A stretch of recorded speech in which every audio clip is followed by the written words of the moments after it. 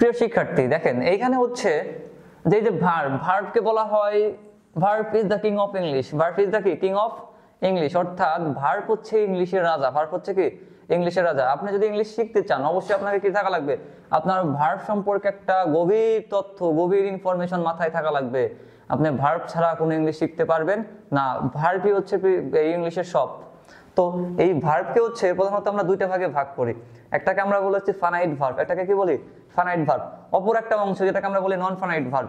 একটা ফানাইট ভার্ব, একটা হচ্ছে কি নন ফানাইট ভার্ব। তো এই ফানাইট ভার্ব করতে হচ্ছে প্রধানত আমরা তিন ভাগে ভাগ করতে পারি।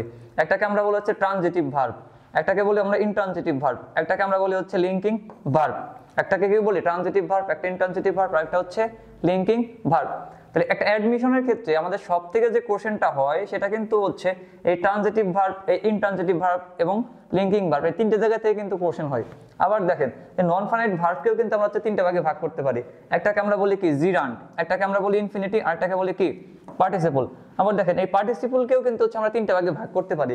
একটাকে বলা হয় প্রেজেন্ট পার্টিসিপল, একটাকে বলা হয় পাস্ট পার্টিসিপল, একটাকে বলা হয় পারফেক্ট পার্টিসিপল।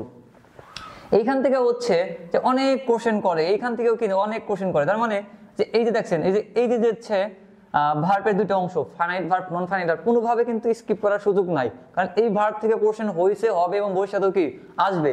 দেখেন তাহলে জিরানটা কাকে বলে, আমরা জানি হচ্ছে মেন ভার্বের সাথে যদি হচ্ছে আমরা একটা আইএনজি যুক্ত করে দেই উইদাউট হেল্পিং ভার্ব, সেটা হয়ে যায় জিরান। ইনফিনিটি কি আমরা জানি টু প্লাস ভার্বের base form verb be one, সেটাকে আমরা বলি ইনফিনিটি।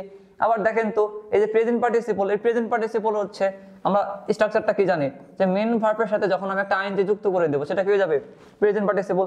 আবার দেখেন তো এই যে পাস্ট পার্টিসিপলটা কি, পাস্ট পার্টিসিপলটা হচ্ছে মেন ভার্বের কি বলবে বি থ্রি, মেন ভার্বের বি থ্রি, সেটাকে আমরা কি বলি পাস্ট পার্টিসিপল। তাহলে আরেকটা বাদ আছে সেটা হচ্ছে কি পারফেক্ট পার্টিসিপল। দেখেন এই পারফেক্ট পার্টিসিপলটা যদি আমি এখানে লিখি আমাদের মনে রাখতে হবে, কি মনে রাখতে হবে, যদি আমাদের হচ্ছে হ্যাভিং থাকে, কি থাকে, যদি হ্যাভিং থাকে এবং হ্যাভিং এর পর যদি হচ্ছে ভার্বের বি থ্রি থাকে, কি থাকে হ্যাভিং এর পর যদি ভার্বের বি থ্রি থাকে, তাহলে কিন্তু আমরা সেটা বলি হচ্ছে কি বলি প্রেজেন্ট, সরি সেটাকে আমরা কিন্তু বলি হচ্ছে পারফেক্ট পার্টিসিপল। তাহলে ওভারঅল এই যে ভার্বের হচ্ছে বেসিক ইনফরমেশন, এই বেসিক ইনফরমেশন কিন্তু আমাদের অবশ্যই জানা লাগবে।